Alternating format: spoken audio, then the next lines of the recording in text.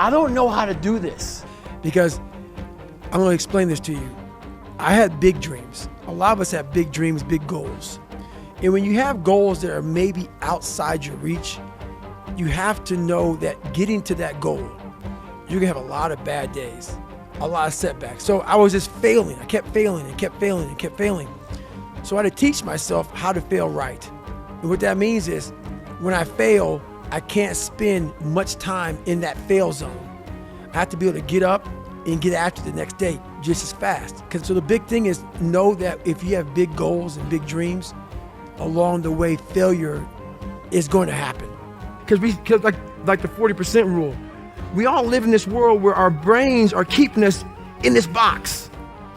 Outside that box, on the other edge of suffering, which is on the other edge of that 40%, is a world that's endless of opportunity. But we are afraid to go outside that box because in that box is comfortable. That's where all of our nice stuff, that's where the nice 4-lane highway's at. I know where the restrooms are at. I know where the gas stations are at. Outside that box, man, God gives you a shovel and says, man, start digging. That's not fun.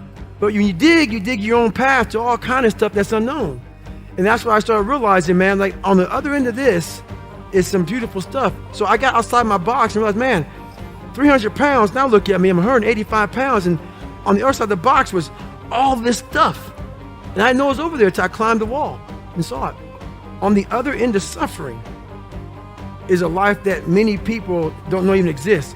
It's a beautiful world. Anxiety and fear, I would find the strength and motivation to transform my life. The brain is the most powerful weapon in the world. But once you figure out your brain, you become unstoppable to almost anything. Yeah, you can't beat death, you can't whatever. Your brain is amazing. Once you feed it the right conversation, the right mental nutrients, the right mental supplements, the right internal dialogue at the right time, with the right hit, with the right proof of what you've done in the past, and you send that right to the right circuit, dude, you're a fucking beast. A beast. But once again, you just can't read about it. You can't sit back and be a theorist. You have to be a fucking practitioner. And in that practice is where that becomes proof positive. What I'm saying is like, God, like David Goggins, he's blowing my mind. What is this? He's not crazy. And so many people, a lot of people, this is real, dude. This is real.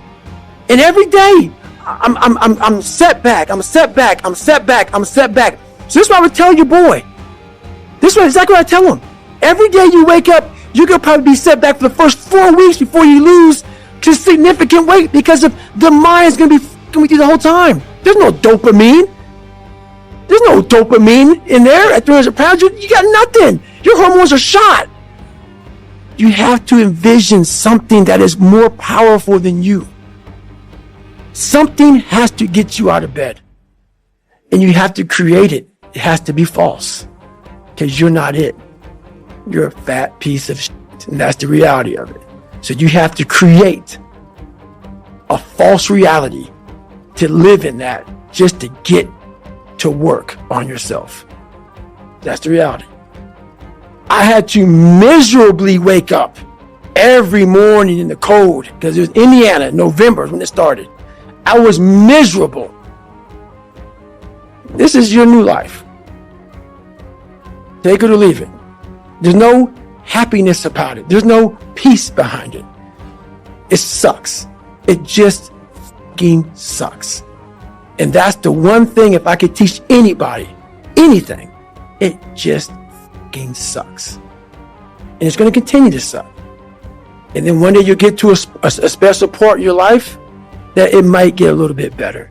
But to lose the weight you have to lose, my friend, sorry, it's going to suck every fucking day. So when I talk to people, it's not sugar-coated because I'm not saying it from I was 175 pounds my whole life. I don't say much to those people. Maybe you're a piece of shit. Maybe you want to be nobody. Maybe you're happy exactly where you are in life, because obviously you are. Maybe you don't have the determination to be somebody better than who you are. And if you want to live with that, I'll support you in that. If you're good with being who you are, that every day you wake up and every day you smell like shit because you can't wash your body well, and your skin's messed up because your health's so bad, and you can't put your clothes on right, you need help with that. You need help, like when I was training, I need help wiping my ass. That makes you feel good? Nothing I can say to you. If every day you wake up with this, see, people are haunted. But if you don't have a little flame, just barely, you're done. I can't light it for you. And that's the harsh reality of this life that I want to get across so fucking bad. You can watch me, you can watch you, you can watch fucking Rogan and Cameron Haynes, all these motherfuckers. You can go to Tony Robbins's fucking bullshit, all this, you do all this. If you could keep going back and keep spending money and spending money and spending money with no results, you can wonder, wow, maybe let me go try out David Goggins. He ain't gonna fucking help you. You have to explore, examine the insides of yourself. And what do you really want out of life? Your friend and a lot of people out here just don't fucking want it. So guess what? Have fun with your life. Go from 3 to 350 to 400 to 450 to 500 because you don't want it.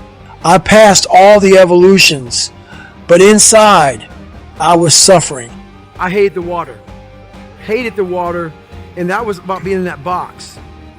If I didn't get over my fear of being in the water, I'd never be a SEAL. I'm gonna be up here right now. I have no story to share. By me saying, okay, man, I'm afraid of the water, and that's kind of shackling my mind, it's by facing those things, that's how you open up different doors of your life. Because all these things that we're afraid of, they're doors that can possibly lead you to a whole other world. But we keep them shut for fear, for insecurities. And that's the thing about tripling down on your weaknesses, so then those weaknesses end up becoming your strengths. No matter what I'm doing or which arena I'm engaging in, I will always aim for greatness because I know that we are all mere mortals and greatness is possible for anyone and everyone if they are willing to seek it out in their own soul. In Gogglish terms, greatness is a state of letting go of all your faults and imperfections, scavenging every last bit of strength and energy, and putting it to use to excel at whatever you set your mind to.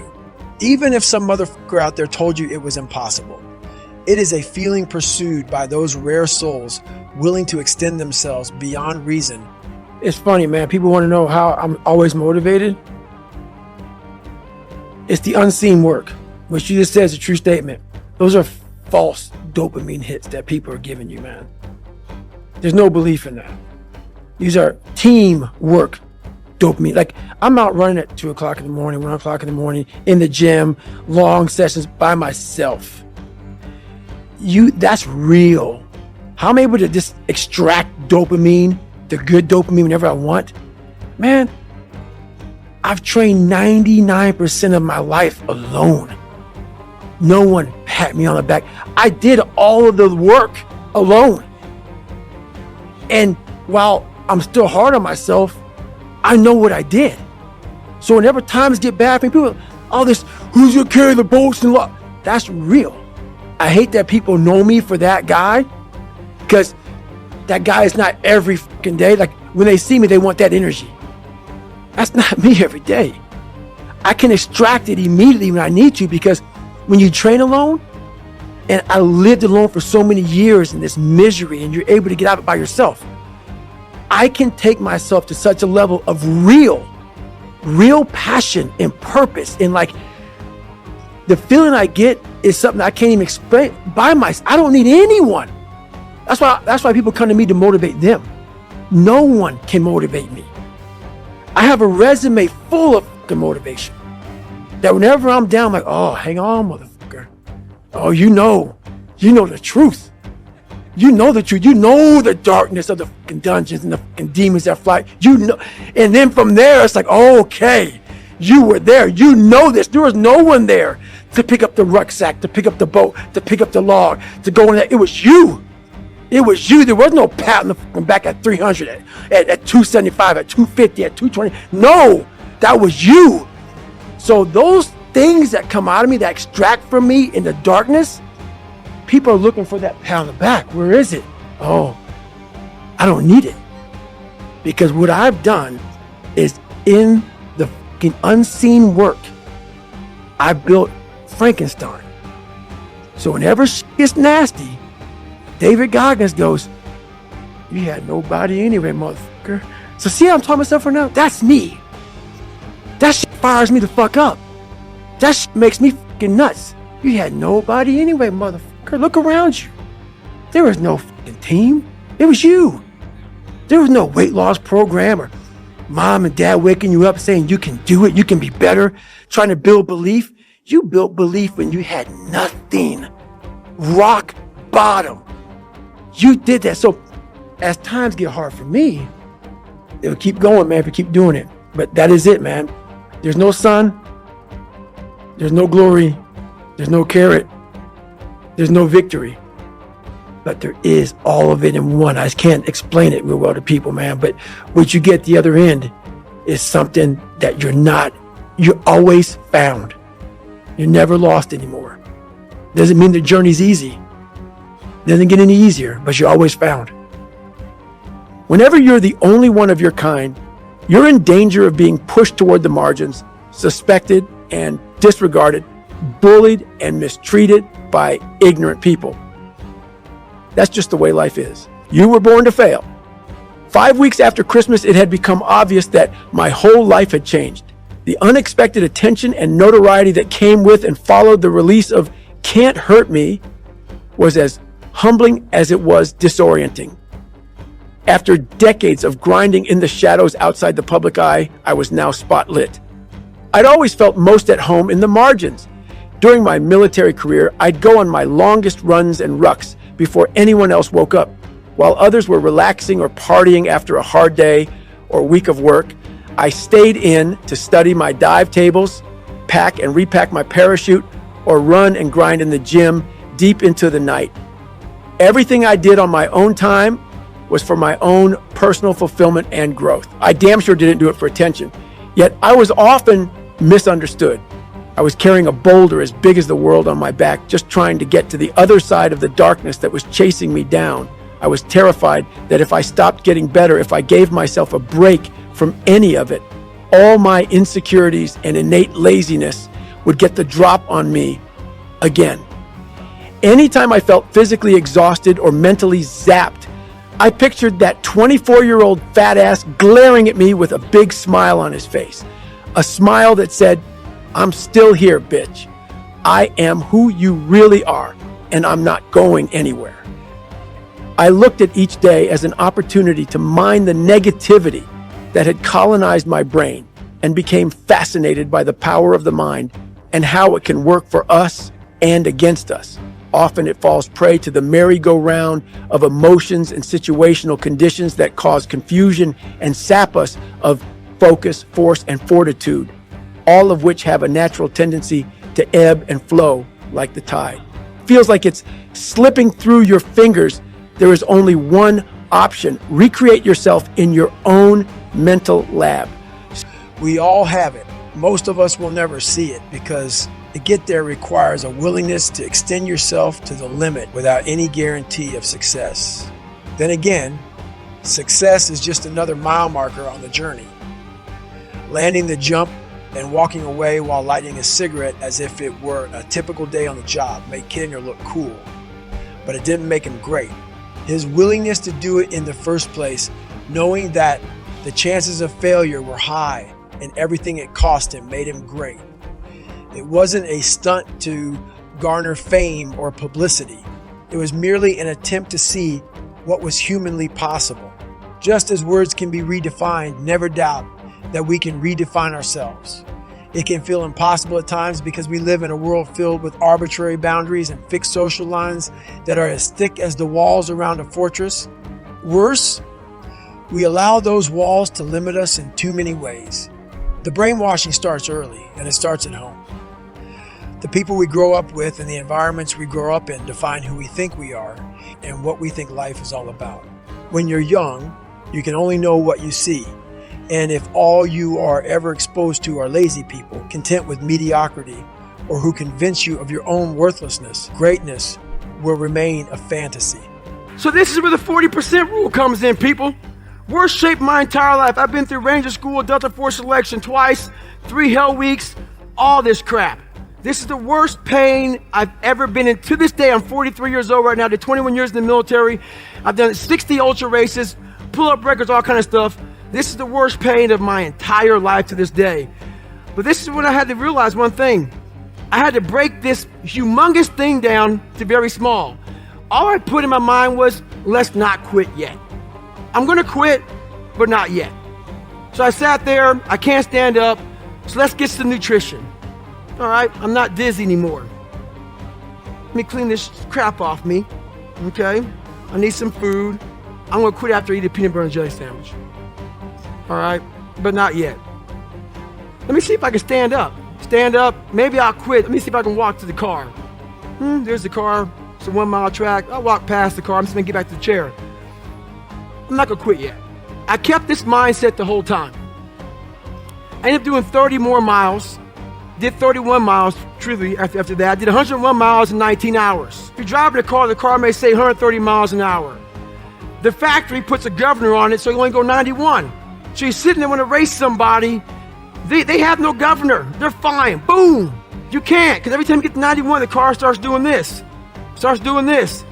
We put a governor on our brain, and the second we get to that governor, our bodies start doing this. Oh, this sucks. This is uncomfortable. No, let's go this way, let's stop. It starts giving you all these questions that we cannot answer. If you can't answer the questions your brain is asking you, you quit. If you have the answers to those questions of why the hell am I out here, and you give it a quick answer, the brain starts shutting up because it knows why we're doing what we're doing. I started figuring these things out in my life. So we have this governor on our brain. And how you start pushing past that governor, start realizing your brain has the tactical advantage over you. Why? Because it knows your insecurities. It knows when you're lying. It knows your fears. It knows everything about you. And whenever those things start, like right now, I'm scared to death up here. Why? When I was in 6th grade, I was in a play. And I stood in front of a whole bunch of white people that probably didn't, I was being judged in my mind. Scared the shit out of me. And I stuttered severely bad. I knew I stuttered bad. My line was this long. It's like hello or some shit. And I stood up for everybody. And I was like this. And I walked off stage. So when I walk up in front of 1,200 people, it's still there. My mind's telling me, go, run off the stage. I have to tell my mind something different. I have to remember my resume, what I've been through. That all of you in here are just as f***ed up as me. We post our real life, never on Instagram. We post the life that we want to have out there. That's not me anymore. I'm going to tell you exactly about me, who I am. That's how you get better. That's how you fix yourself. That's how you grow. I'm going to move on real quick to the very end of my story. I could be up here for a long time, but I need some questions. I did everything I talked about up here. I ran 205 miles. I ran 7,000 miles in 2007 to raise $2 million for Special Operations Warrior Foundation. I did it all with a hole in my heart, the size of a dime. So basically, I was sick as hell, and I didn't get into all of this. Once again, all these stories in my book with all these takeaways that I have that, I'm not a theorist, people. There's a bunch of people who are theorists who go to the library, study the mind. They study it in a book. I studied it by being a practitioner. I put my mind in hell, and I realized how it was thinking. And I figured out tools and tactics on how to get through it by being in it, not by studying it, by being in it. And literally, that's how I started callousing over. So I did 67,000 pull-ups in 9 months, and it calloused my hands. It calloused my hands real good to protect my hands against the bar. I started learning how to callous my mind to callous over my victim's mentality. And that's what I did. If you live in the ghetto or in a dying industrial or farming town where buildings are boarded up, addiction runs rampant, and the schools are a mess, that will factor into the possibilities others envision for you and you envision for yourself. But even privileged people can feel shackled by their circumstances. The vast majority of parents don't know what greatness looks like, so they are ill-equipped and afraid to encourage big dreams. They want their children to have security and don't want them to experience failure. That's how limited horizons get passed down from generation to generation. Should we really be surprised that almost everybody has a knack for twisting their story to work against themselves? I hear it all the time. Privileged kids say, I have too much, so I cannot develop the skills that you have. The kid that came from nothing will tell me, I don't have enough. Therefore, I cannot develop the skills that you have. No matter where someone is in life, they never fail to confess why they can't get where they need to go. The minute they open their mouths, I see how limited their horizons are, and their sob stories come with the expectation that I will deliver a become great package to their front door. But that's not how it works. Identity is a trap that will keep you in blinders if you let it. Sometimes identity is what we are saddled with by society. Other times it's a category we claim. It can be empowering to associate yourself with a particular culture, group, job, or lifestyle, but it can also be limiting. If you stick with your own too closely, you will be susceptible to groupthink, and you may never learn who you really are or what you can accomplish. Each night, I'd fixate on the next day's task and become so terrified I couldn't sleep. And soon my fear morphed into resentment toward my classmates who, in my mind, had it easy, which dredged up my past. I was the only black man in my unit, which reminded me of my childhood in rural Indiana, and the harder the water confidence training became, the higher those dark waters would rise, until it seemed I was also being drowned from the inside out, while the rest of my class was sleeping. That potent cocktail of fear and rage thrummed through my veins, and my nocturnal fixations became their own kind of self-fulfilling prophecy. One where failure was inevitable because my unchecked fear was unleashing something I couldn't control. Somewhere you can be alone with your thoughts and wrestle with the substance of what and who you want to be in your one short life on earth. If it feels right, create an alter ego to access some of that dark matter in your own mind. That's what I did. In my mind, David Goggins wasn't the savage motherfucker who accomplished all the hard shit. It was Goggins who did that. David was the kid born with one eye closed and raised scared and shackled. There is nothing inherently special about me. I just stopped focusing on what was holding me back and learned to use rejection, pain, and failure as tools to harness every available bit of dark matter in my mind, all my unused strength, passion, and desire. It was rarely fun. I suffered way more than I smiled, but it helped me create my alter ego. Goggins was powered by the dark side of my soul that refused to be denied, and he had one goal: to become the hardest motherfucker to ever live. We all have a mental lab at our disposal, but most people don't even know that they have access to a place where they can transform themselves, therefore they remain locked out. By the time they hit midlife, the doors are wrapped with a rusty chain and dead-bolted. The equipment inside is dusty and broken. Weeds are sprouting from the foundation and the roof. For 2 decades, the doors to my lab were locked too because I'd locked myself inside. But after my heart scare, I realized that without even knowing it, at some point, I'd sleepwalked out of my mental lab and the doors had shut and locked behind me. I know people who were so obsessed with landing a specific job that once they settled into that role, they clipped their own wings. They never moved on or attempted to try anything new, and that blocked them from evolving, developing new skills. Sometimes we are misled by others who categorize us based on what they perceive as our identity. When I met with Navy recruiters, several tried to steer me away from SEAL training and into a different opportunity because I didn't fit the mold.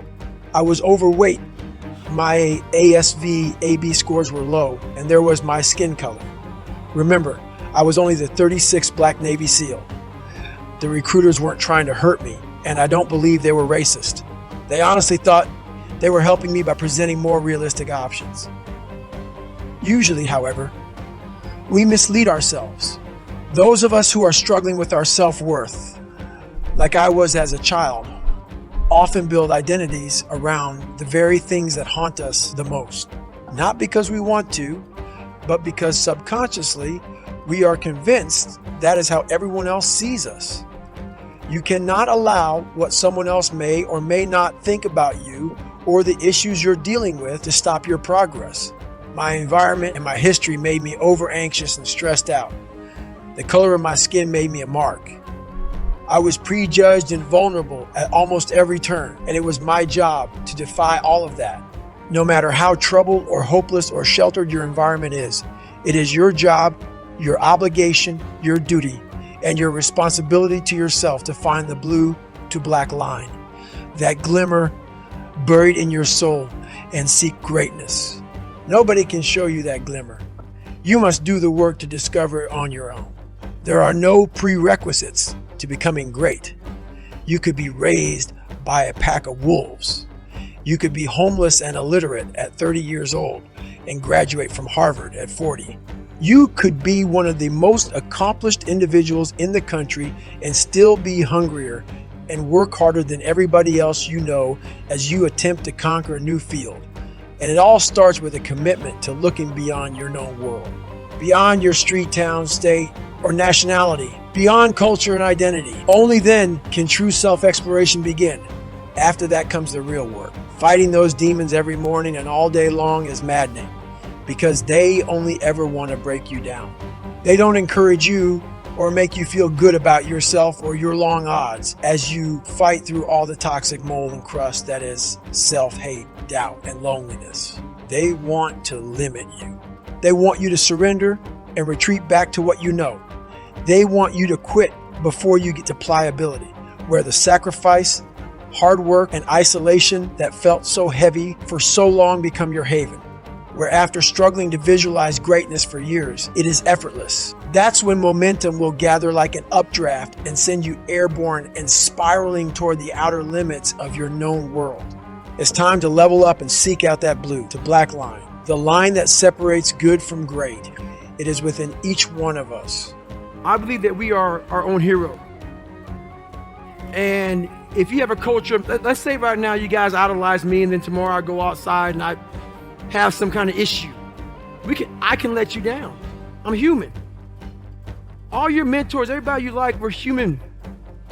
You got to put yourself on that pedestal, hold yourself to a higher standard, hold yourself accountable, and then look up to yourself. I'm not saying kiss your own ass, but I'm saying hold yourself to a standard and look within inside yourself and try to be the best you can be. We start trying to mimic somebody else. Don't be them, be you. And that's kind of my mindset.